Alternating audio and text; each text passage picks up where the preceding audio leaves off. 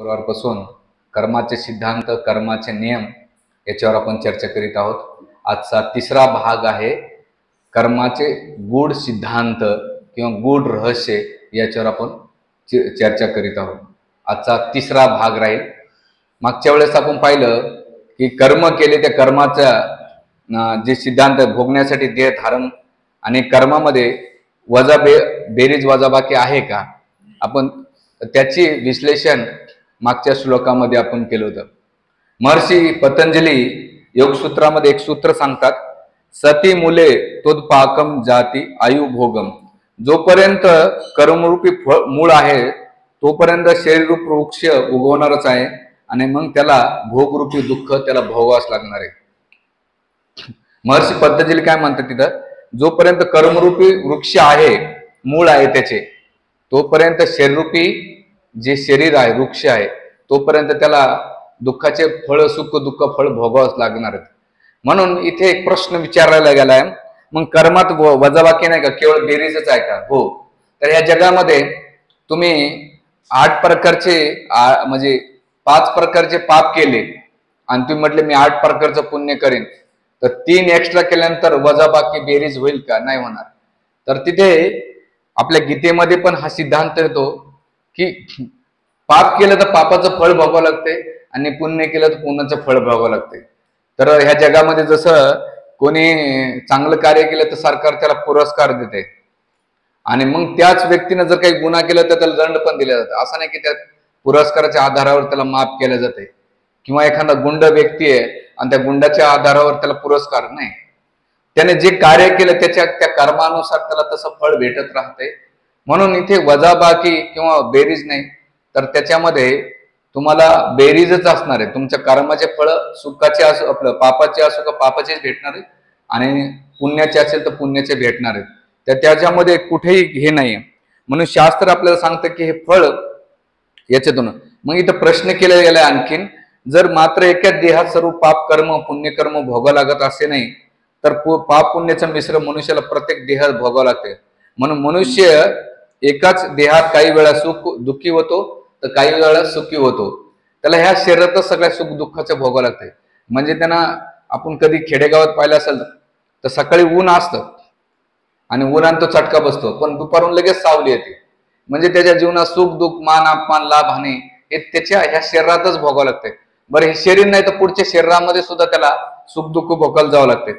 मग तर ह्या सुख दुःखाच्या याच्यामध्ये मग त्याला मोक्ष प्राप्ती कधी होते, हा प्रश्न केलेला। मग मोक्ष प्राप्त कधी होईल बा, ते याच्यातच अटकून जाईल। तर म्हणतात जोपर्यंत तुमचे कर्माचे बीज जळून भस्मसात होत नाहीत तोपर्यंत तुम्हाला मोक्षाची प्राप्ती नाही। तुम्ही किती माळा केल्या, किती ग्रंथ वाचले, किती तीर्थयात्रा केल्या, किती दान धर्म केले, जोपर्यंत शुद्ध भक्ती किंवा भगवंताच्या प्रती अनन्य भक्ती होत नाही तोपर्यंत या कर्माना गहना गती त्याच्यामध्ये त्याला फसावच राहतं। म्हणून भगवंत इथे सांगतात की ज्याला ह्या मोक्षाची प्राप्ती करायची असेल, ह्या कर्म बंधनातून ह्या दुःखातून मुक्त व्हायचं असेल, तर त्यासाठी एकच गोष्ट सांगतात की मोक्ष प्राप्तीसाठी तीव्र इच्छा लागते। काय लागते?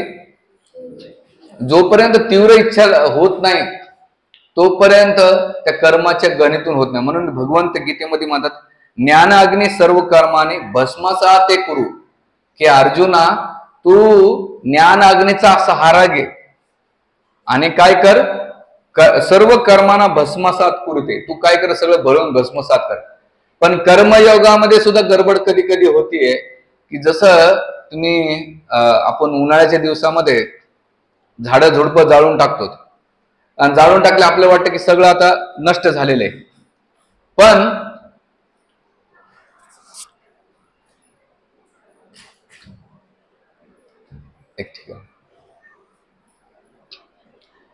एक ठिकाणी जर तुम्ही पाऊस पडला, जोरदार मुसळधार पाऊस पडला की लगेच त्याच्या जमिनीतले मुळं किंवा वनस्पती बाहेर येतात। म्हणजे तुम्हाला वरचीवर वाटून मी जाळून टाकलेलं आहे, पण त्याचे बीज जमिनीमध्ये आतमध्ये खोलवर रुतलेलं आहे। तसंच काही कर्मयोगामध्ये लोक कर्म करतात पण वरचीवर त्यांना वाटतं की मी पापातून, पण त्याच्यामध्ये त्याची इच्छा, सुप्त इच्छा असतात, कर्म इच्छा असतात। पण मग ह्या सिद्धांताला सुखदेव गोस्वामीने परीक्षित महाराजांसमोर केलं। आणि परीक्षित महाराजांनी त्याला फोडलं आणि भगवंत तिथे म्हणतात कर. मग भक्तीचं महत्व सांगितलेलं आहे. तर इथं मोक्ष प्राप्तीसाठी सगळ्यात महत्वाचं आहे की भगवंत म्हणतात योग कर्मशी कौशल्यम. त्या कर्मामध्ये कौशल्यानं तुम्ही कर्म केले पाहिजे. तुमच्या कौशल्य नसं त्या कर्मामध्ये इकडे तिकडे जर झालं तर तो तुम्हाला भाऊ बननास नेत आहे. म्हणून प्रत्येकानं मोक्ष प्राप्तीसाठी आता इथे भागवतामध्ये एक श्लोक उच्चारलेला आहे. कोणता मोक्ष प्राप्ती? अकामा सर्व काम मोक्षे काम उदाहरती तीव्रेन भक्ती योगेन यजत पुरुष परम. अकामा तुमची काही इच्छा नसू द्या, सर्व कामा सर्व इच्छा असू द्या, मोक्ष काम उदारती मोक्षाची उदारतेची इच्छा असू द्या. पण भगवंत सुखदेव गोस्वामी राजा परीक्षितला काय म्हणतात? तीव्रेन भक्ती योगेन यजेत पुरुष परम. तीव्रतानं जेव्हा तू भक्ती करशील, तळमळते ना कोणाची? यजेत पुरुष परम, भगवंताची भक्ती करशील तेव्हा ह्या ज्या तुझ्या कामना आहेत किंवा सर्व कामना आहेत त्या सळून काय होतात? ज्या आपल्या सुख दुःखाच्या मेन कारण आहे ना त्या सगळ्या जळून भस्मास जातात. म्हणून हे सुखदेव राजा परीक्षित तू काय कर? तीव्रतेनं भक्ती कर. जेव्हा तू तीव्रतेनं आणि तळमळतेनं भक्ती करशील तेव्हा या कर्म मनाच्या दुःखातून मुक्त होशील. मग आता इथे मग काही जण म्हणतात नाही नाही आम्ही काय करू, पण कोणी कर्मच न केले तर आम्ही कर्मच नाही करणार, म्हणजे न भजगे बास न बासरी, आम्हाला कर्माचे दुःख सुख दुःख भोगायचे नाही, आम्ही कर्मच नाही. तर या जगातला असा कोणताही व्यक्ती आहे नाहीये की त्याला कर्म केल्याशिवाय नाही का राहत नाही. सकाळी उठणं हे कर्म आहे, स्नान करणं, वॉशरूमला जाणं, त्याच्यानंतर खाणं पिणं झोपणं, शरीराचा विहार करणं, ह्या सगळ्या गोष्टी त्याला कर्म करावं लागते. त्या शरीराच्या गरजा करण्यासाठी त्याला बाहेर व्यवहार करावा लागतो, अर्थ अर्जन करावं लागतंय. मग अर्थ अर्जन करताना त्याला काम, क्रोध, लोभ, मद मात्सर्य सगळे अनर्थ त्याच्या सोबत येतात. आणि मग त्याची गोष्टी करत करत एक गोष्ट करायचं तर त्याला भरपूर गोष्टी कराव्या लागतात. म्हणून भगवंत इथे म्हणतात की अर्जुनाला सांगतात की अर्जुना या जगामध्ये असं कोणताही व्यक्ती कर्मातून राहू शकत नाही. येऊन मी सुद्धा कर्म करावं लागतं, पण ते कर्म माझ्या आणि ह्या जगातल्या कर्मामध्ये खूप फरक आहे. पण मी हे कर्म कशासाठी करतोय? समाजाला उदाहरण देण्यासाठी, आदर्श उदाहरण देण्यासाठी कर्म करतोय. म्हणून इथे भगवंत काय म्हणतात गीतेमध्ये, गीतेचा अध्याय 3 श्लोक नंबर 5 मध्ये आणि श्लोक नंबर 8 मध्ये ते काय म्हणतात? नही कस्यति शनपी जातुम तिष्ठ अकर्म करू. की जर कर्मच करायचं असेल तर कोणतं कर्म कर? नाही कच्छन्ति शनपी, तू एक क्षण पण थांबू शकत नाही. पण काय म्हणतात? जातुम तिष्ठती अकर्म करू, तू कर्मच करायचं असेल तर अकर्म कर, ज्याचं रिॲक्शन. कर्म आणि विकर्मामध्ये रिॲक्शन येते पण अकर्मामध्ये रिॲक्शन येत नाही. म्हणून पुढच्या श्लोकामध्ये ते काय म्हणतात? लगेच 8 नंबरच्या श्लोकामध्ये ते काय म्हणतात? शरीर यात्रापी ते न प्रसिद्धी अकर्मानाम. हे शरीर ते यात्रा असणार आहे, पण त्या यात्रेमध्ये जर तुझे अकर्माचा भाव असेल तर तुला त्या शरीराबरोबर कर्माचं कोणतेही प्रतिक्रिया लागत नाही. म्हणून इथे कर्माचे 3 सिद्धांत सांगितलेले. मनुष्याने आपल्या जीवनामध्ये शास्त्रसुक्त पद्धतीनुसार कर्म केले त्याला कर्म असे म्हणतात. शास्त्राच्या विरोधात जो कर्म करतो त्याला विकर्म म्हणतात. पण ह्या दोन्ही गोष्टीमध्ये पाप पुण्याची स्थिती असते.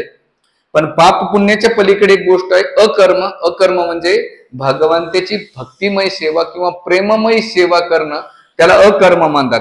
मग याच्यामध्ये जसं काल शिक्षाष्टम त्यांच्या प्रवचनामध्ये सांगत होते की अकर्मामध्ये तुम्हाला नित्यनियमन कर्म करावं लागतं, पण त्याच्यामध्ये 6 प्रकारचे कर्म करावं लागतात. कोणते? एक म्हणजे स्वभावगत कर्म. स्वभावगत म्हणजे काय?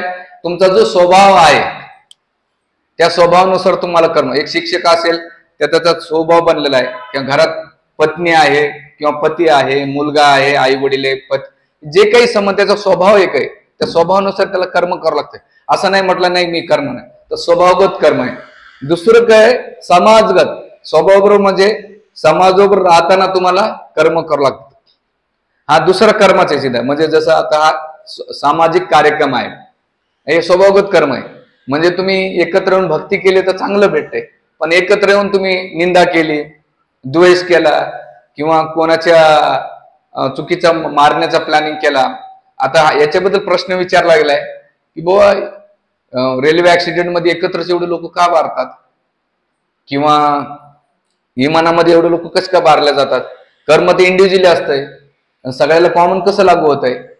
तर मग याच्यासाठी जे कर्माचे सिद्धांत आपल्याला समजून घेणं महत्वाचं आहे की जर पहिल्या काळामध्ये हे सगळे एकत्र लोक कोण्या कत्तलखान्यामध्ये काम करीत असतात आणि काम केल्यानंतर जेव्हा हे शरीर सोडतात, कर्मानुसार सगळे इकडे तिकडे विखुरलेले राहतात. पण कर्मानुसार विखरल्यानंतर एक असा इव्हेंट येतो की ते सगळे लोक जमा होतात आणि झाल्यानंतर प्रकृती काय करते, सगळ्यांनी एकत्र मारायचं काम करते. जसं तुम्ही टायटॅनिक जहाज पाहिला असेल, त्याच्यामध्ये एक स्मार्ट फॅमिली होती. त्या स्मार्ट फॅमिलीचे एक जीवनामध्ये एक इच्छा होती. काय होती की आमच्या जीवनामध्ये आम्ही जगभर फिरायचं, जगभरातला सगळ्या गोष्टीचा अनुभव घ्यायचा. म्हणून त्याने जीवनातली सगळी मेहनत नाही काय केली, एक पुंजी केली. नेमकं त्या यात्रेला निघायच्या 2 दिवसा पहिले त्यांचा मुलगा असतो, तो काहीतरी 12-13 वर्षाचा मुलगा असतो, त्याला कुत्र चावतंय आणि कुत्र चावल्यानंतर डॉक्टरकडे घेऊन गेल्यानंतर डॉक्टर म्हटले तुम्ही याचा प्रवास नाही करू शकत, प्रवास केला तर तुमचा मुलगा तुमच्या हातातून जाणार आहे.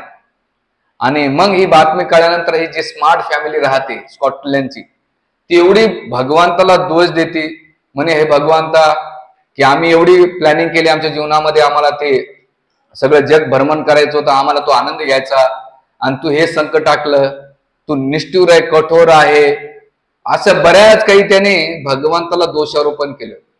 आणि केल्यानंतर आता काय करावं मुलासाठी ना, तो परिवार थांबला आणि थांबल्यानंतर तो प्रवासाला निघाला आणि त्याच्या 15 दिवसानंतर बातमी आली की 1922 साली तो टायटॅनिक जहाज काय झाला, पाण्यामध्ये बुडाला.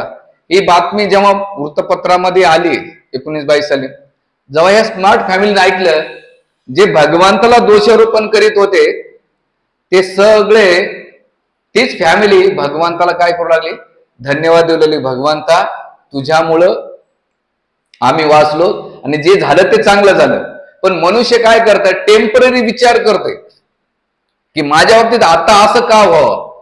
पण भगवंत तुमच्या जीवनात, आता तुम्ही म्हणता नाही प्रभूजी तुम्ही का सांगता, बऱ्याच दिवसापासून मी माझ्या व्यक्तिगत जीवनामध्ये, भक्तांच्या जीवनामध्ये गोष्टीचा प्रश्न पडल्यानंतर कधी कधी आपण उत्तर द्यायला हातबोल होतो. मग त्या उत्तर देण्यासाठी काय आपण याचं उत्तर कसं शोधलं पाहिजे.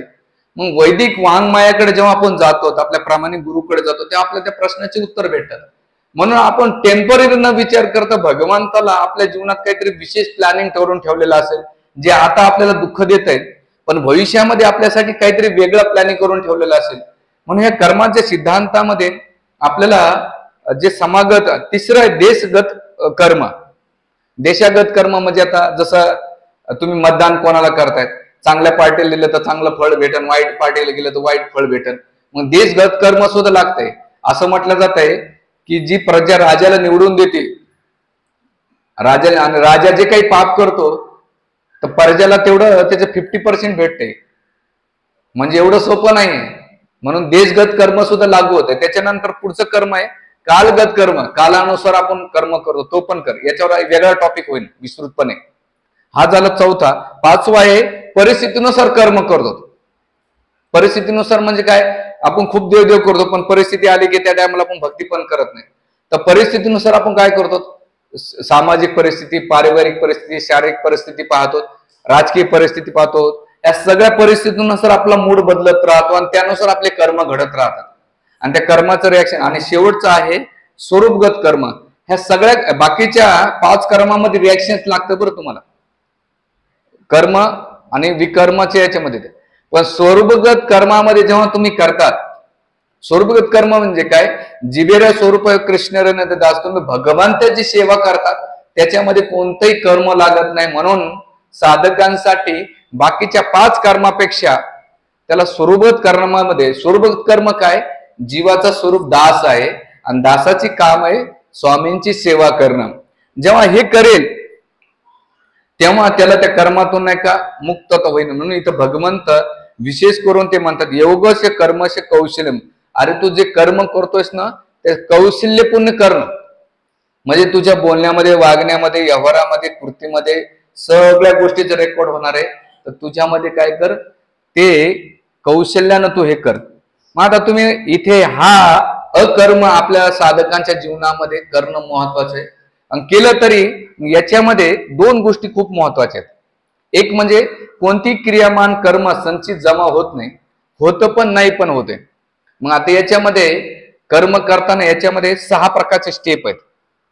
6 प्रकारचे स्टेप म्हणजे काय? पहिली जे बाल अवस्थेत केलेलं कर्म.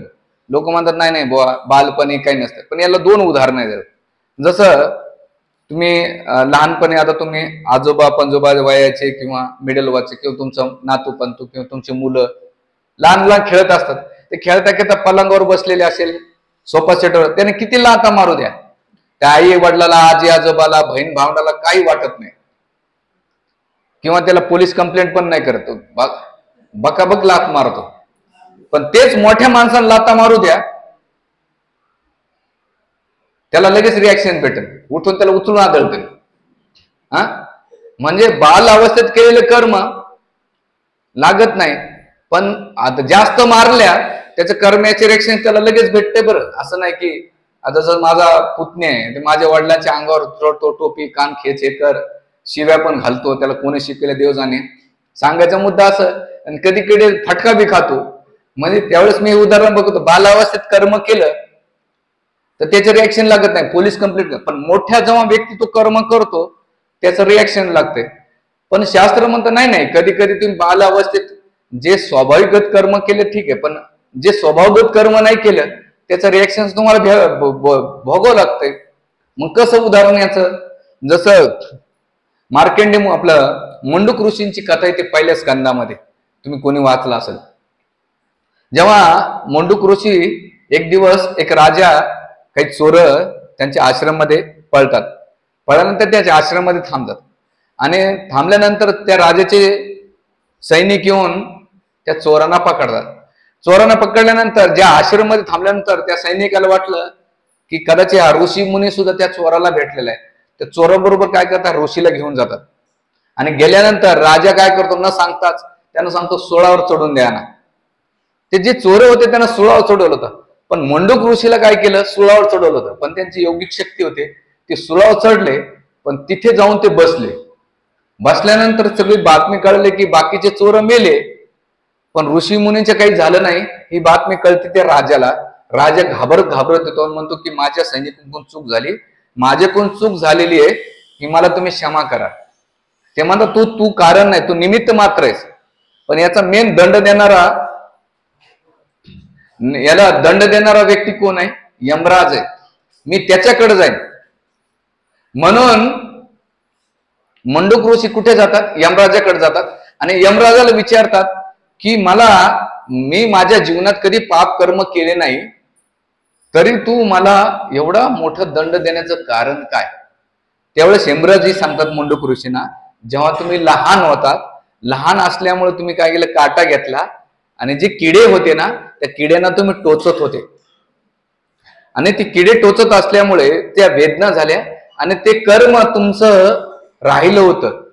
आणि आता तुम्ही उतरता वयात आल्यानंतर त्या कर्माचं फलीभूत झाले, त्या कर्माच्या आधारावर मी तुम्हाला काय करतो, दंड दिला. तो त्यावेळेस मंडूक ऋषी म्हणतात लहान बालक हे अंजान असतो, त्याला कोणताही दंड लागत नाही, त्याला ते कळत नाही. तरी तुझी बुद्धी काय झाली, शूद्रासारखी झाली. त्यामुळे तू काय कर, शूद्र जन्माला ये. आणि तेच यमराज पुढे विदुरजी म्हणून जन्माला आले. म्हणून शास्त्र कोणत्या कर्मामध्ये आणि कुठं त्याचं रिॲक्शन लागेल याचा भरोसा नाही. लहानपण असो, लहानपणी अग्नी विचार करत नाही की लहान बाळ आहे बाबा आणि याला आपण चटका देऊ नये, नाही, त्याच्यात हात घातला रे घातला की तो चटका देण्याचं काम करतो. तसंच कर्माचं ते म्हणतात की पहिल्याचं संचित कर्म होतं पण नाही होत, त्याच्या तीव्रतावर आधारित आहे, त्याच्यामध्ये पण गहना गती. आता बाळाच्या याच्यामध्ये पण जे जे कर्म तो करतो, एक स्वभावगत कर आणि विस्वभावत केला तर त्याला त्याचं रिॲक्शन लागते. हे झाले. दुसरं कर्म आहे अनजाणतेपणे घडलेली कर्म. आपल्याला कळत नसतं. आपल्याला कधी कधी, जसं काही वर्षापूर्वी मी जेलमध्ये गेलो होतो प्रवचनाला. बरं, मी नरसिंहपूर प्रभू आणि आमचे पत्की प्रभू होते. हे 2008 9 आम्ही मुंबई नाशिक रोडच्या सेंट्रल जेलमध्ये गेलो होतो. तर ते गेल्यानंतर त्यांचं प्रभूजींचं प्रवचन झालं आणि आम्ही 1000 गीता घेऊन वाटल्या आणि 1000 गीता वाटल्यानंतर तिथे आम्ही कैद्यांना भेटलो. तर कैदी काय म्हटले, मी अचानक एकाला दगड मारला, भाऊबंद केला आणि त्याला फटका लागला आणि लागल्यानंतर तो मेला. मी काय असं जाणून बुजून नाही मारलं, तो त्रास देतो म्हणून मी त्याच्या मागे लागलो. कधी कधी एखाद्याला थापड मारले त्याच्यात तो मेला, किंवा धक्का लागला मेला. म्हणजे साहजिक तुम्ही निमित्त मात्र घडाव अनजाणतेपणे, आणि त्याचं रिॲक्शन तुम्हाला लागते. आणि मी ते सांगत होते, एक माळकरी पाहिलं त्याच्यात, म्हणलं अहो तुम्ही माळकरी, म्हणले अहो असंच शेतात जाता जाता, माझा काही मारण्याचा उद्देश नव्हता, मी आपला दांडा घेऊन थोडासा पाठीवर मारला आणि त्याच्यात तो मेला. म्हणजे निमित्त मात्र, काय एक मराठीमध्ये म्हणे ना, कावळा बसावून फांटी तुटाव, ती अवस्था असते.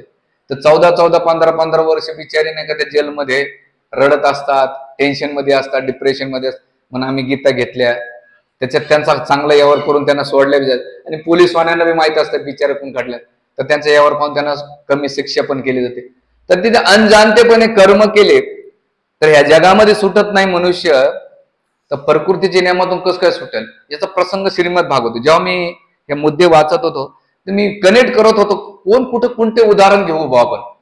जसं चित्रकूट महाराजाच्या प्रसंग घडल्यानंतर चित्रकूट महाराजाला उत्तरासुराचा प्रसंग विचारलेला आहे, की बुवा हे असुर असून सुद्धा भगवंताबद्दल एवढी भक्ती कसं काय करीत होते. नाही, गजेंद्रच्या प्रसंगामध्ये गजेंद्र कसं काय हातीचं रूप भेटलं, यानं भगवत प्राप्ती कशी केली. मग सुखदेव गोस्वामी राजा परिषदेला सांगतात की हा जो हत्ती होता तो मागच्या जन्मात इंद्रधूम्न होता. तो दक्षिण भारतामध्ये रोज भगवंताला विष्णूला पर्वतावर जाऊन नाही का, म्हणजे त्याने वानप्रस्थ संन्यास घेतला, वानप्रस्थ घेतलं, आणि वानप्रस्थ अवस्थेमध्ये असताना ते रोज भगवंताला पुष्प अर्पण करायचे. आणि पुष्प अर्पण करीत असताना ज्या विष्णू मंदिरात पूजा करत होते ते पूजेमध्ये तल्लीनता होते. पण त्या रस्त्यानं जाताना अगस्त्य मुनी होते. अगस्त्य मुनीला काय वाटलं, मी रस्त्यानं चाललोय, हा राजा काय करतोय, ढोंग करतोय किंवा कळून न कळल्यासारखं, किंवा मला दुर्लक्ष करतोय, या काय व्हा पुढच्या जन्मात हत्ती हो. ते अनजाणपण ते कर्म, म्हणजे त्यांना माहित आता रस्त्यानं कोणी चाललं आपल्याला काय माहित असतं, पण त्यांना काय वाटलं, कदाचित आमच्याकडे प्रभूजीनं पाहून हसलंच नाही, दिले ना शाप. आणि त्या शापामुळे काय झालं, अनजाणपणे कर्म केले आणि पुढच्या जन्मात ते हत्ती झाले. आता तुम्हाला एक दुसरं उदाहरण सनातन गोस्वामींच्या जीवनातलं. सनातन गोस्वामी एकदा भगवान कृष्णाच्या राधाकृष्णाच्या लीला पाहत होते. राधाकृष्णाची लीला पाहत असं हसत होते. हसता हसता रस्त्यानं एक अपंग भक्त जात होते. अपंग भक्त जात असताना त्यांना असं वाटलं की सनातन गोस्वामी मला पाहून हसतायत, आणि हे डोळे बंद करून भगवंताच्या लीलेमध्ये तल्लीन होते. पण त्यांना काय वाटलं, हे पाहून मला हसतायत, आणि ते हसून नाराज होऊन निघून गेले, की एवढे स्वतःला विद्वान म्हणतात कृष्ण. आणि जेव्हा त्यांना अपराधासारखं वाटलं, अपराध वाटला त्यांना, यांचं स्वप्न भंग झालं, आणि ते प्रयत्न करतात की राधाकृष्णाचे मी जी लीला पाहतो ते दिसत का नाही, पुन्हा प्रयत्न करतात. असं केल्यानंतर ते आपल्या बंधूकडे जातात आणि त्यांना विचारतात असं का झालं. ते म्हणतात कदाचित तुझ्याकडून वैष्णव अपराध झालाय, त्याच्यामुळे तुला कदाचित भगवंताच्या रूप दिसत नाही. तर त्याच्यावर एक मी काही वर्षापूर्वी प्रवचन ऐकलं, मला अजून भेटे. ते म्हणतात की भगवंताचं नाव कोणी ऐकू शकत नाही किंवा भगवंताचं स्मरण कोण करू शकत नाही, ज्याच्याकडून वारंवार वैष्णव अपराध होतो ना, किंवा वैष्णवाची निंदा होते किंवा त्याच्यामध्ये दोष पाहण्याची वृत्ती होते, तेव्हा त्याला हरिनामामध्ये रुची येत नाही आणि भगवंताच्या प्रती आकर्षण नाही वाढत, नावाला तो करत राहतो. म्हणून ते वैष्णव अपराधाच्या बाबतीत खूप केलं. तर हे ते म्हटले की कोणतरी वैष्णव दुःखला असेल त्याच्यामुळे कदाचित तुला होते. म्हणून ती काय करायचं, कसं ओळखायचं. ते म्हणले सगळ्या वैष्णवाला भोजनाला बोलू, सगळ्याला बोलवलं, पण एक वैष्णव आला नाही. ना आल्यामुळे त्यांना कळालं की अरे हाच वैष्णव. म्हणून त्यांना विचारलं का बरं भोजनाला नाही. म्हणले त्या दिवशी मी रस्त्याने जातो तुम्ही मला हसले आणि मला त्याचं वाईट वाटलं म्हणून मी कशाला भोजन. म्हणले अहो माझं खरंच लक्ष नव्हतं की तुम्ही रस्त्याने चाललेले आहेत, आणि माझं मी लिहिलेत होतो भगवंताच्या. आणि माफी मागितल्यानंतर त्यांना भोजन कार्पण केलं, त्यांची सेवा केली, आणि सेवा केल्यानंतर पुन्हा मग ते राधाकृष्णच पाहिले.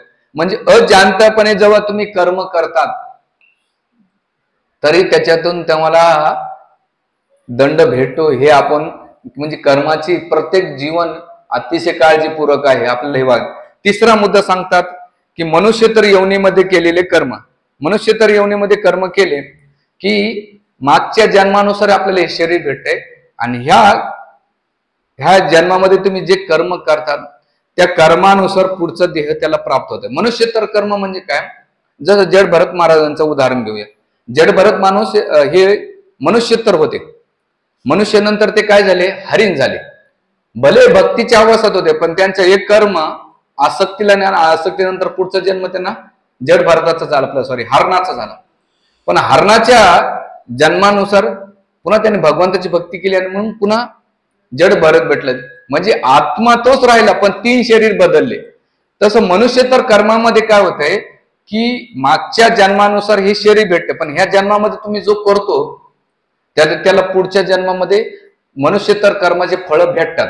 जसं उदाहरणार्थ आहे की एखादा सारखा द्वेष आणि ईर्ष्या करत असेल ना, म्हणजे त्याच्या पोटामध्ये ईर्ष्या आणि दोषशिव काहीच नाही, किंवा कोणाला पाहिल्यानंतर ईर्ष्या द्वेष करतो, तो पुढच्या जन्मात साप होतो. आता तुम्ही सापाला दूध पाजा किंवा त्याला तुम्ही किती प्रेम करण्याचा प्रयत्न करा, तो काय करतो, दसच करतो. तसे काही वृत्तीचे स्वभावाचे लोक ते त्या मागच्या मनुष्यतर कर्मामुळे त्याला देह कोणता भेटला, सापाचा भेटलाय. दुसरं उदाहरण दिलंय, एखादा गाढव का झालेला असेल. आता तुम्ही म्हणता गीतेच्या 5व्या अध्यायामध्ये भगवंत माझा 4 विधाचे भक्त आहेत ना, अवजंती महामुडा दुष्कृतन मुडा माया अप्रत ज्ञान असुरम भाव असेल. त्याच्या मुडा व्यक्ती जो असतो ना, तो ह्या जन्मात कष्ट करत होतो, पुढचा जन्म त्याला गाढवाचा भेटतो. आणि मग गाढवाच्या कर्मानुसार, कारण या जन्मामध्ये त्याने सगळं नुसतं काबड कष्ट वज वाजण्यात परिवाराचं समाजाचं नुसतं कष्ट करतो, कष्ट करून करून कस्टमर होऊन जातो तो. तर त्याला पुढचा जन्म मनुष्य तर जर पाहिलं गेलं तर त्याला गाढवाचं शरीर भेटते. कुत्र्याचं शरीर कसं भेटतंय की त्याची आसक्ती असेल त्या परिवारात धना संपत्तीच्या प्रती, राखण म्हणून त्याच परिवारातला मेंबर्स पुत्र म्हणून जन्माला येते त्याची इच्छा आणि कर्मानुसार. आणि पुढचं मांजर म्हणजे घरातल्या गोष्टीमध्ये लुडबुड करणं आणि चोऱ्या करणं. तर मांजरीच्या आणि बोक्याच्या याच्यामध्ये जन्माला जातो. याला कर्मोत्तर मनुष्यतर कर्माचं रिएक्शन भेटते. म्हणून आता हे मनुष्यतर कर्माचं रिएक्शन त्या यवनीमध्ये भेटते, पण त्या यवनीमध्ये ते जे कर्म केले जातात त्याचं रिएक्शन त्याला ते नाही भेटत. बरं, पशुच्या यवनीमध्ये गेल्यानंतर त्या व्यक्तीला त्याचं रिएक्शन लागत नाही. गाढवान लात मारली तर कोणी पोलीसमध्ये कंप्लेंट ठोकणार नाही. जास्तीत जास्त काय होईल, 2 सट्टे बसतील त्याला. त्याचं रिएक्शन काय, कर्माचं फळ त्याला लगेच भेटेल, पण त्याला असं पुढचं. पण मनुष्याला लात मारतो रस्त्याने जाता जाता एखाद्याला. काही लोकांना लई घाणसव असते, गाडी चालवताना कुत्र्याला लात मारतात, ते बघितलं असेल. मग कुत्र्याला लात मार, कोणाला मार, डुकराला लात मार, त्याचे 2 नुकसान होतं. एक तर पडून तरफडून तो जातो, नाही तर डुक्कर त्याच्या किंवा कुत्रा आतमध्ये शिरतय. असे ते इंदोरीकरले भारी बोलतात, त्याच्या मी नाही बोलणार. सांगायचा मुद्दा तर हे लात मारण्याची जी सवय, त्याचं कर्माचे रिॲक्शन ह्या जन्मात आणि नंतरच भेटते, पण तेच प्राण्याने मारलं तर भेटत नाही. दुसरं इथे जो उदाहरण दिलं जाते की जसं कर्मोत्तर उदाहरण सांगतो, माझ्या गावातले एक प्रसंग येतो. एक व्यक्ती जीवनभर त्याने बकऱ्या सांभाळल्या होत्या, शेळ्या. मी नाव नाही घेते प्रवचनामध्ये त्यांचं. अक्षरशः त्या व्यक्तीनं वयाच्या 10 वर्षापासून आणि वयाच्या 80-82 वर्षपर्यंत बकऱ्या वाढल्या, शेळ्या वाढल्या. एवढे वर्ष शेळ्या वाढल्यानंतर मारता मला, अरे माझ्या शेळ्या नाही कायच्या धानात गेल्या, माझ्या शेळ्या त्याच्या धानात गेल्या, अरे शेळ्या तू धरून आण रे. शेळ्या म्हणता त्याने शरीर सोडलं. ही वस्तू तिथे बरं, मी काय असं हवेत गोळ्या नाही मारत.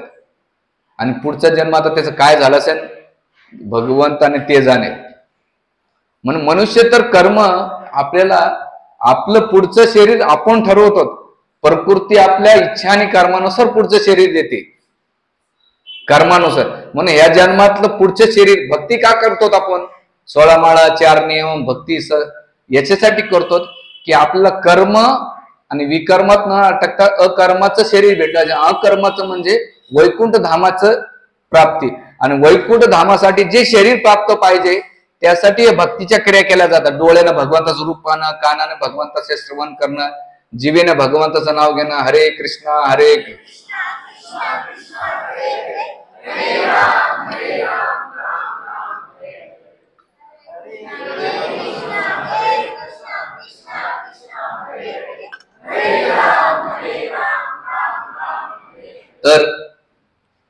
तर ते पुढचं शरीर प्राप्त करण्यासाठी आपल्याला इथं प्रॅक्टिस करायची भक्तीची, आणि तेच अकर्म सांगतात. म्हणून इथे मनुष्य तर कर्मामध्ये ते म्हणतात की नैसर्गिक जे काही होतं त्यांना होत नाही, पण अतिरेक केला जर त्या पशुनं तर त्याचं रिएक्शन त्याला भेटतंय, त्याच्यात तीव्रतेवर आधारित असतं. म्हणून इथे ते सांगतात की मनुष्य जर त्या कर्मामध्ये गेला तर देवनी आणि भोग योनीमध्ये. आता तुम्ही म्हणता नाही नाही मनुष्य आणि देवलोकाचा काय फरक आहे, तर ते म्हणतात मनुष्य आणि देवलोकामध्ये जरी भोग केला तर त्या कर्मानुसार त्याला चक्रामध्ये अटकावं लागते, आणि अटकल्यानंतर त्याच्यामध्ये 2 क्रिया होतात, भगवंत गीतेमध्ये म्हणतात, किंवा याला 4 प्रकारच्या क्रिया वर्णन केलेल्या आहेत. एक म्हणतात की दृष्ट कर्मफळ, दिसणारं फळ, आणि अदृष्ट न दिसणारं कर्मफळ. पण हे कर्म कसे असतात, क्रियामान कर्मान असतात. जसं तुम्ही कोणाला क्रियामान म्हणजे दुष्ट फळ कसं, की तुम्ही एखादी गोष्ट चांगली केली तर लगेच त्याचं फळ भेटतंय. तुम्ही कोणाला दान धर्म केलं तर त्याचा आशीर्वाद तुम्हाला भेटतो. असे कितीतरी कर्म. आणि अदृश्य म्हणजे आता तुम्ही चांगलं करून जातात, पण त्याचं जसं तुम्ही आंब्याची झाडं लावली शेतामध्ये तुमच्या, म्हणजे काय, अदृश्य कर्म करून गेले, पण त्याचे फळ तुम्ही खायला भेटलं तर ठीक, नसेल तर तुमचे नातू पण तो जे कोणी पिढी येईल ते खाऊन जाते, त्याला अदृश्य फळ म्हणतात. तसं त्याच्यामध्ये तुमच्या कर्माच्या बीजा रूपानुसार दृष्ट किंवा अदृष्ट फळ भेटतात मनुष्याला. म्हणून इथे हा क्रियामान कर्म आहे. पण प्रारब्ध कर्मामध्ये 2 फळं येतात, 2 रिएक्शन येतात, प्राप्त कर्मफळ आणि अप्राप्त कर्मफळ. तर अप्राप्त म्हणजे मागच्या जन्मातलं ह्या जन्मामध्ये प्राप्त होते, आणि ह्या जन्मामध्ये तुम्ही जे करतात त्याला अप्राप्तती होती. अप्राप्त म्हणजे पुढच्या जन्मामध्ये तो भेटते. म्हणून इथे साधक संजीवनी रामसुखदासजी महाराज वर्णन करतात की ह्या दोन्ही याच्यामध्ये एक प्रारब्धामध्ये नुसार भेटते, आणि दुसरं क्रियामान कर्मानुसार त्याला ह्या जगामध्येच भेटते, किंवा आता त्याला अनुभव करायला भेटते. म्हणून आपल्या कर्मामध्ये ते हे पाहिजे. म्हणून भगवंत इथे गीतेच्या 9व्या अध्यायामध्ये विशेष करून गीतेचा 9वा अध्याय श्लोक नंबर 20 आणि 21 मध्ये त्या श्लोकाचं सांगतात की अरे अप्राप्त फळ कर्म कसं आहे, ते म्हणा स्वर्गामध्ये देव गेला त्यामध्ये ते म्हणतात ते पुण्य असाद सुरेंद्र लोकांना अशंत दिव्यम दिव्य दो भोगाना. म्हणजे आणि दुसरं काय सांगलंय की स्वर्गलोक विशालशीने पुण्य मृतलोक विसंती. पुण्यामुळे तो ह्या जगात येतो आणि त्याला भोग संपत्ती भोगाय भेटते, आणि पापामुळे त्याला दुःख भेटत आहे. हे आपल्याला इथं समजून घेणं महत्वाचं. म्हणून आता इथं प्रश्न विचारलेला आहे नंतरचा, काय सांगितलेला आहे की कर्तृत्वान अभिमान रहित केलेले कर्म कोणते किंवा ते कसे केले पाहिजे. मग त्याचं उत्तर सांगतात की अकर्म अवस्थेमध्ये ते केले पाहिजे, ज्यामुळे तुम्हाला त्या संलग्न अवस्थेमध्ये प्राप्त होईल. म्हणून भगवंत त्या कर्माबद्दल विस्तृत वर्णन जर पाहायला गेलं, गीतेचा 18वा अध्याय श्लोक नंबर 17, 18 आणि 17 त्याच्यामध्ये भगवंत म्हणतात यस्य नहा कृतम भावे बुद्धिर यस्य न लिप्तते हत्वापि न इमाम लोकाम न हंती निबंते.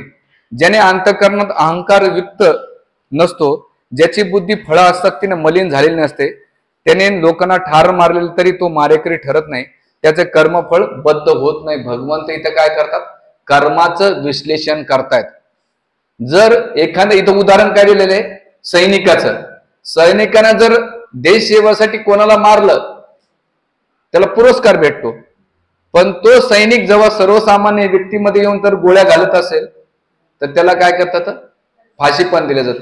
तसंच भगवंत म्हणतात धर्मानुसार जर कर्म केलं, कोणाला ठार मारलं तरी लागत नाही. मग त्याचं उदाहरण कोण देतात, अर्जुनाचं.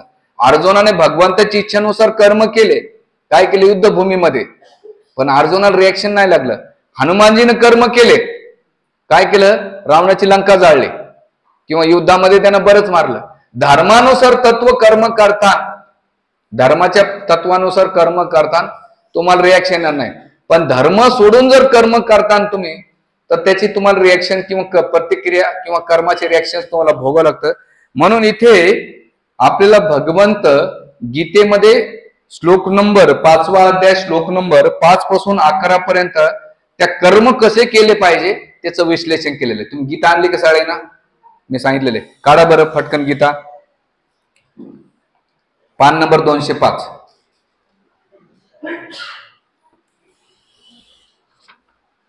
हा तर तिथे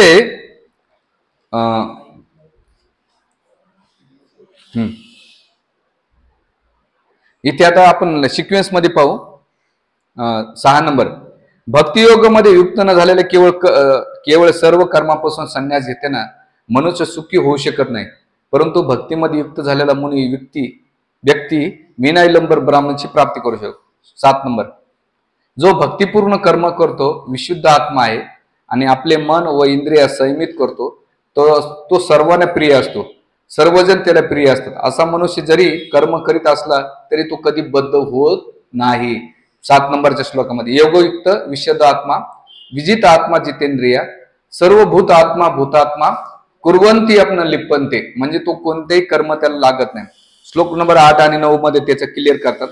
दिव्य भावनायुक्त मनुष्य जरी पाहत असला, ऐकत असला, स्पर्श करीत असला, वास घेत असला, खात असला, हालचाल करीत असला, झोपत असला आणि श्वास करीत असला तरी त्याला आपल्या ठाई नेहमी माहित असते की वस्तुत आपण काहीच करत नाही.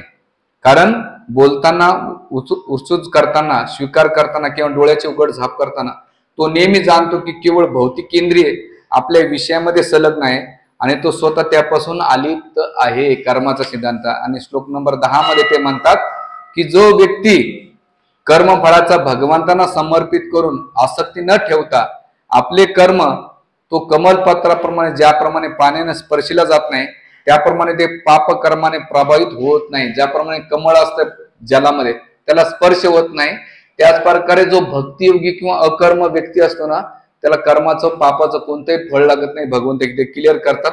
म्हणून इथे भगवंत काय म्हणतात की श्लोक नंबर 11 मध्ये योगीजन आसक्ती त्याग करून शरीर, मन, बुद्धी आणि इंद्रिय सुद्धा केवळ शुद्धीकरणासाठी कर्म करतात, ते जर कर्म करीत असतात.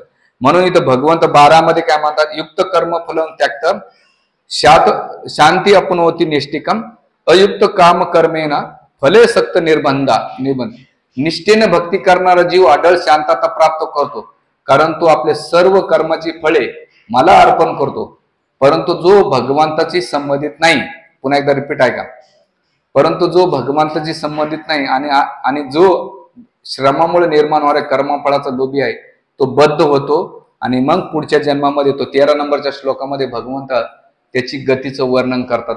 हे शिकवे सांगितलेले आहे. म्हणून आपल्याला कोणते कर्म केले तर कोणतं फळ भेटन, कोणते नाही केलं कोणतं फळ भेटन याचं विश्लेषण.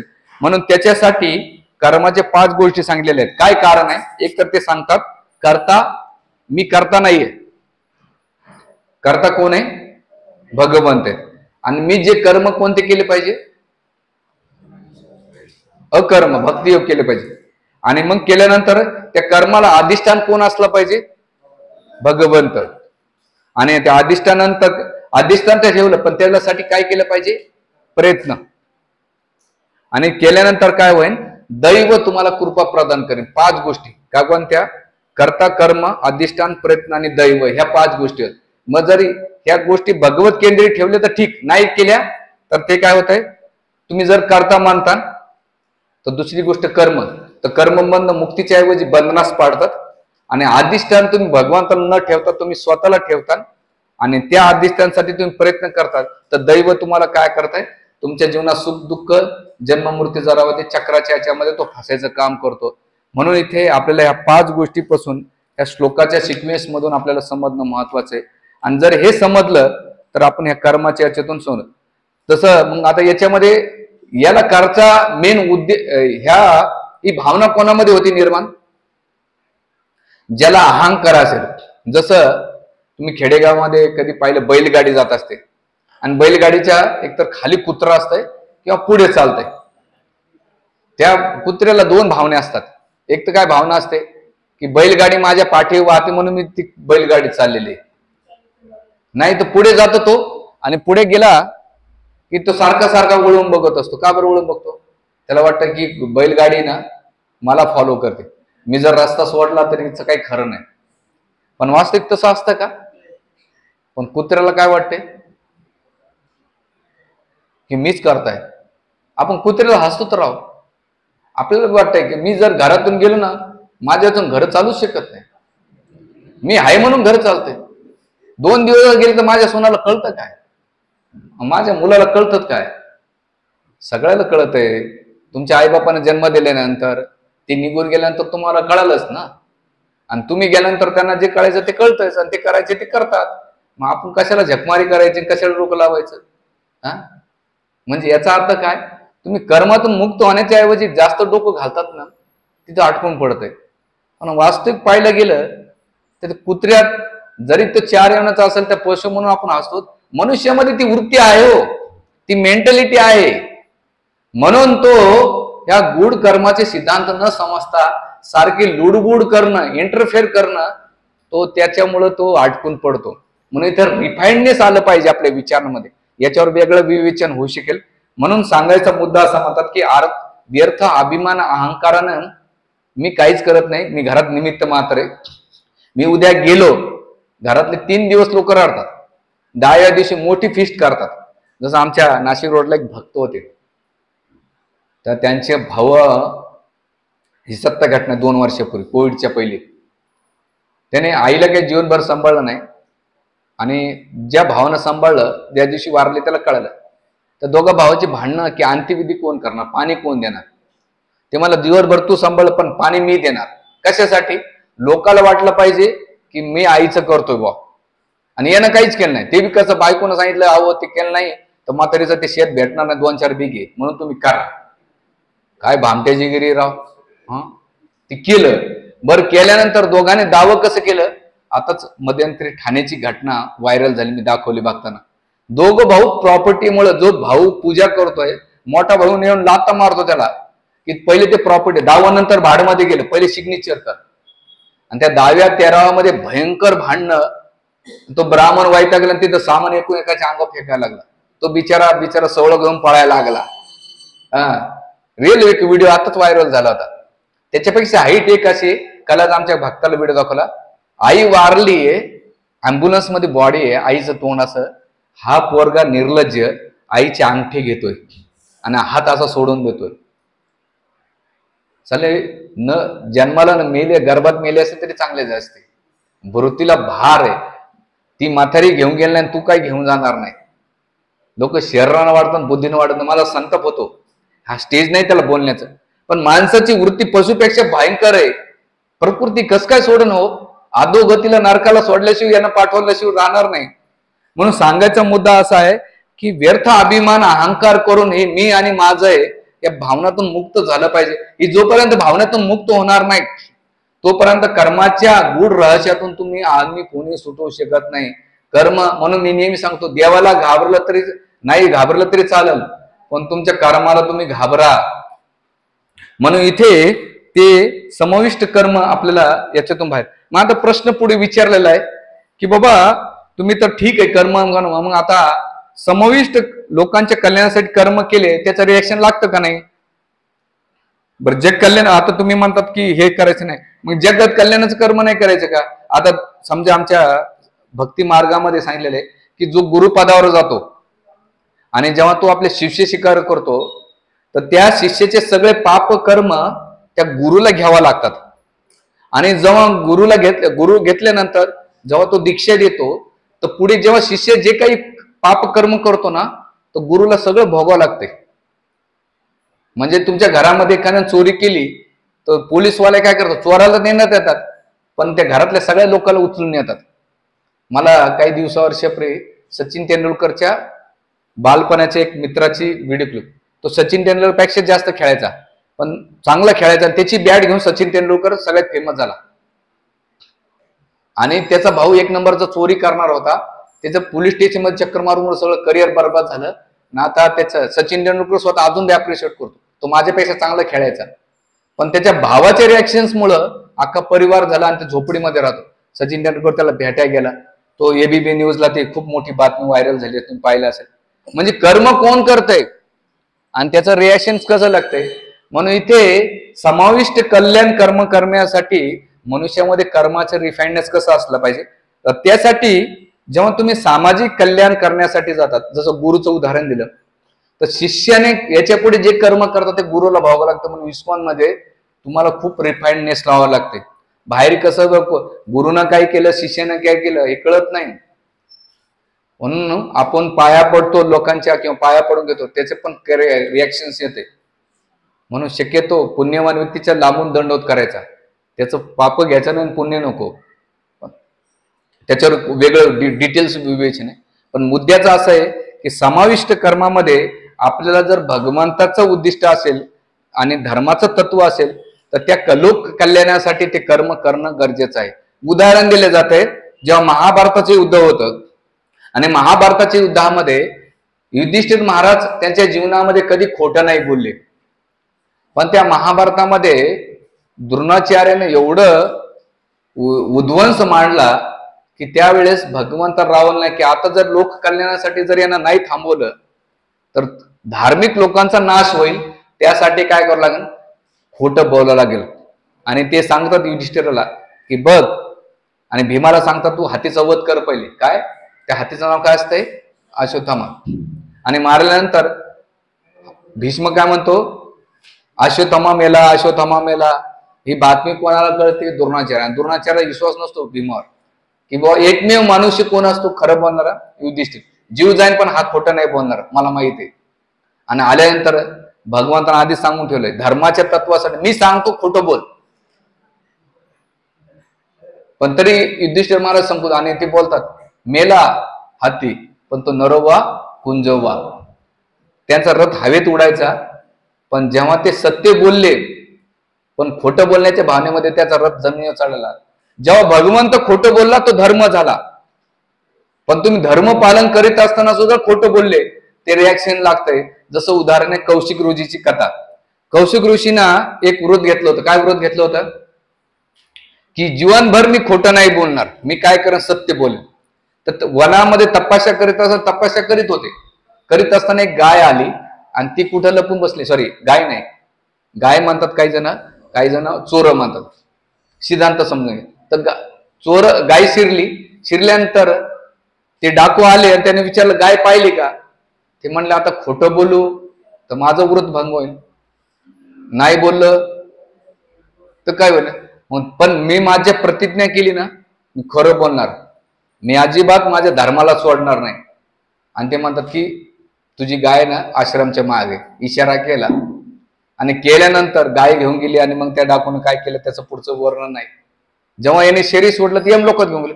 अहो म्हणले मी जीवनभर खोटं नाही बोललो, सत्यतेनं वागलो, भक्ती केली आणि मला नरकात का घेऊन जातात.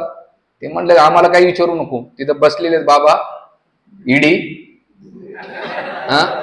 त्यांच्या समोर काय उत्तर द्यायचं ते, तू मुख्यमंत्री राय नाही तर काय राय, मोठा तू सत्य बोल, ईडी समोर तुला उत्तर द्यावं लागते. मग घेऊन गेली ईडी समोर. मग तिथे ईडी बसले होते चित्रगुप्त. आणि म्हटले भाऊ काय, ते म्हणलं अहो मी जीवनभर खोटं नाही बोललो, पण तू बोललास ना की तू तुझ्या खरं बोलण्याने एखाद्याचा जीव गेला तर ते अधर्म झाला. आपल्याला तर सवय झालेली खोटं बोलायचं. पदम मंदिराच्या बाजूला 2 मिनिटात पोहोचतो, त्याचा अर्धा तासात पोहोचत नाही मंदिरात.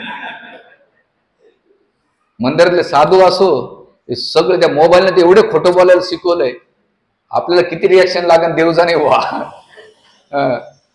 तर सांगायचा मुद्दा असा आहे की तुम्ही कर्माचे सिद्धांत गूढ रहस्य की जरी ते धर्माला अनुकूल असेल, ते खरं खोटं जरी असेल आणि धर्माला धरून असेल तर ते खोट्याला बी पुण्य लाभतं.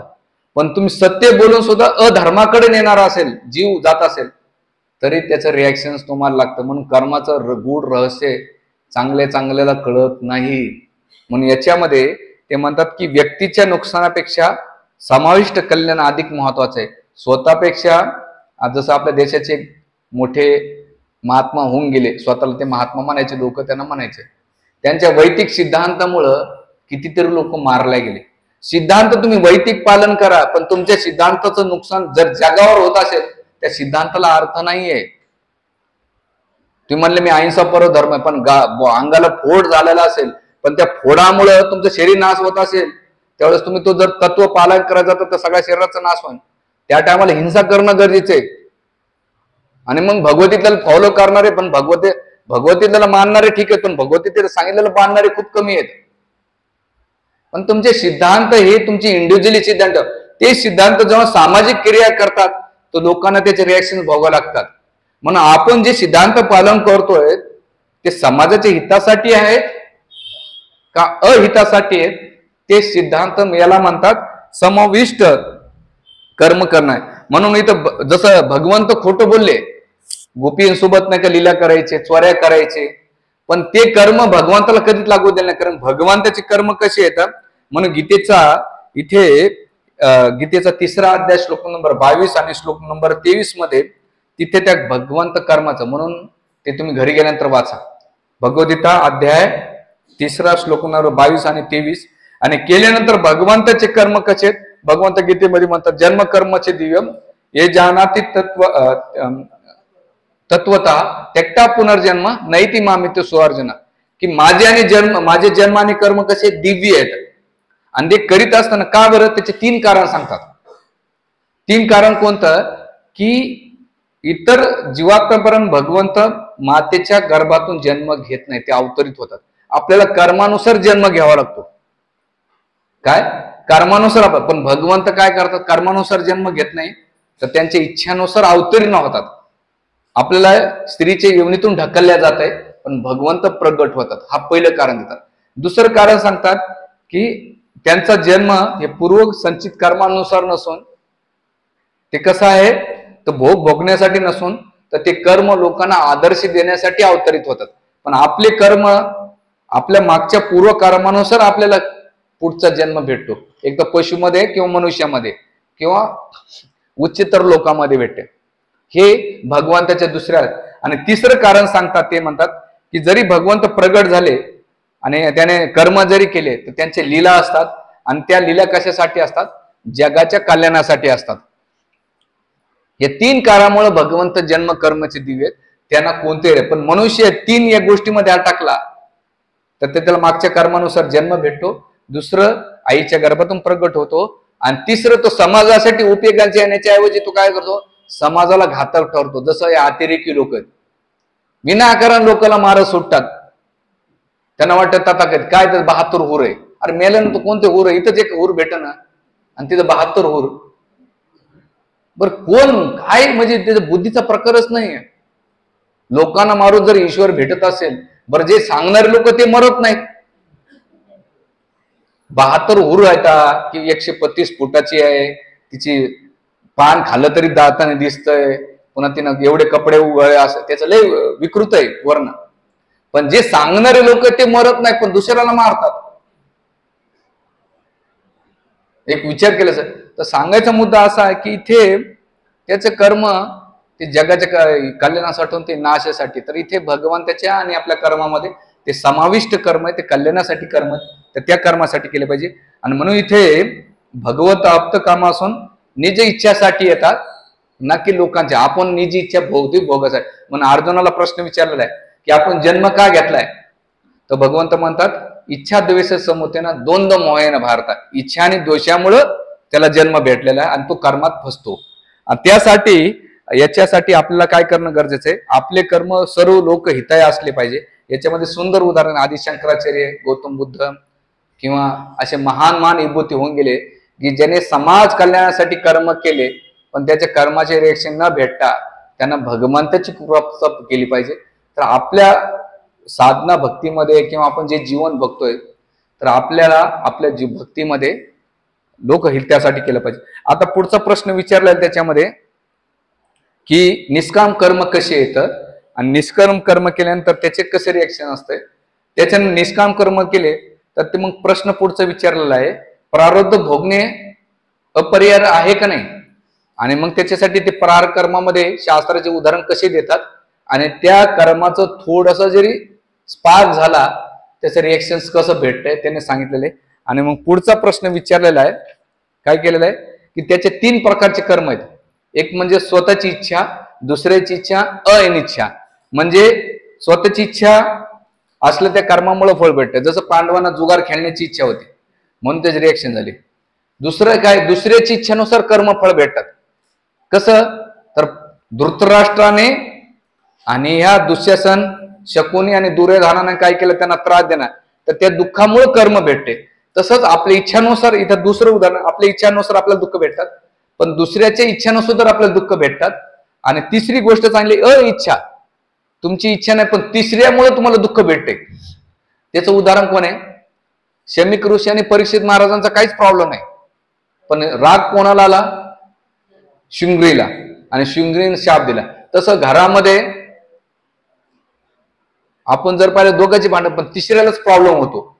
मग ते कसं होतंय, त्याचं कारण काय, त्याचे कॉज काय, कुठून ते होतंय निर्माण, त्याचं सांगितलेलं आहे. आणि मग त्याच्यामध्ये विस्तृत पुढचे आणखीन बरेच सिद्धांत आहेत. आणि मग त्याच्यामध्ये 2 प्रकार सांगितलेले, कर्मबंधी अनुसार आणि बुद्धी अनुसार आणि अबुद्धीनुसार कर्म केले की तू कसा अटकत पडतो, त्याची जिज्ञासाची आणखीन काही आपण पुढच्या पार्टमध्ये चर्चा करूया. हरे कृष्णा कृष्णा कृष्णा हरे हरे, राम हरे राम, राम राम हरे. शिल प्रभुपाद की जय. श्री राधा मदन गोपाल देव की, ग्रंथराज श्रीमद भगवद्गीता की जय. गौर प्रेमानंदे. कोणा काही प्रश्न टीका टिप्पणी?